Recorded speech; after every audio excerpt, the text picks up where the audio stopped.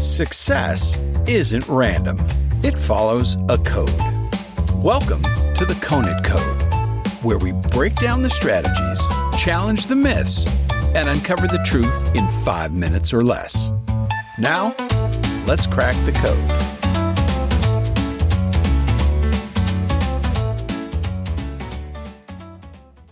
You've heard it 1,000 times. That familiar burst of laughter following every punchline in your favorite sitcom. It feels warm, familiar, almost comforting.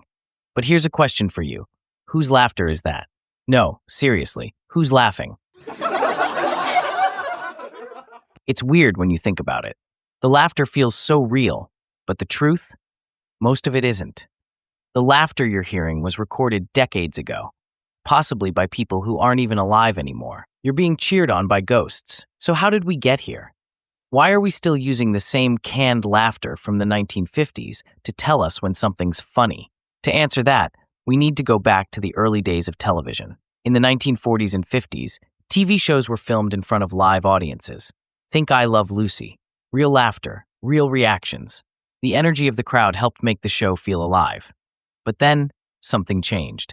As TV grew in popularity, more shows moved to sound stages without live audiences. They were shot like movies, no crowds, just cameras. It worked for production, but there was one big problem: no laughter. Imagine watching a sitcom in total silence. A joke lands, and nothing, just awkward dead air. It was painful. Test audiences hated it. The jokes felt flat. The shows felt cold. They needed something, some kind of emotional glue to tie it all together. Enter Charles Douglas, an audio engineer and possibly one of the most influential people you've never heard of. Douglas invented a machine called the laugh box. It was a bulky contraption filled with pre-recorded laughs, everything from polite chuckles to roaring, tear-streaming guffaws. With the push of a button, Douglas could add just the right kind of laugh to any moment. The result? Magic. Suddenly, awkward silences were gone. Mediocre jokes felt funnier. The shows didn't just work, they popped.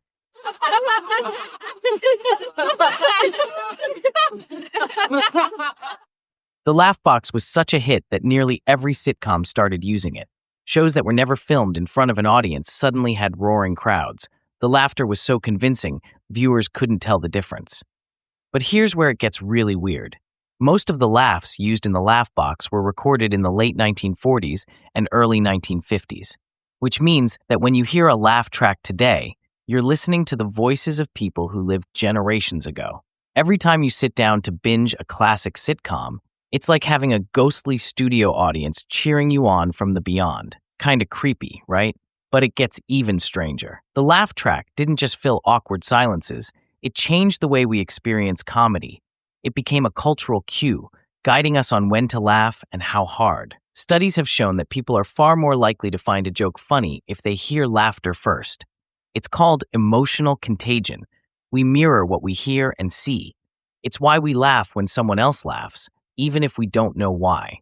It's why a sitcom with canned laughter feels funnier than one without, even if the jokes are the same. Laughter is social, it's infectious, and in the case of the laugh track, it's highly engineered. But here's the real twist. We rely on cues like this all the time, not just in comedy, but in life. Think about it. Social cues, digital cues, cultural cues, they're everywhere. They tell us what's cool, what's valuable, what we should care about. Sometimes they're helpful, but other times we just follow them without thinking. Take social media, for example. Likes, shares, and comments are their own version of a laugh track. They guide our behavior, shaping how we present ourselves and what we believe is popular or right. But here's the question. Are we thinking for ourselves? Or are we just reacting, following someone else's laugh track? The lesson? The world is full of cues. Some are helpful, some are harmless, and some are highly manipulative. The key is knowing when you're being guided and when you're being played. So the next time you hear that burst of laughter after a joke, ask yourself, is it funny because it's funny? Or is it funny because someone told me it was? And that, my friends, is the Conant Code. That's it for this episode of the Conant Code. If you got something out of it, share it with a friend, follow the show, and leave a review on your favorite podcast platform. More insights, more strategies, and more code breaking coming soon. Until next time, keep thinking, keep building, and keep pushing forward.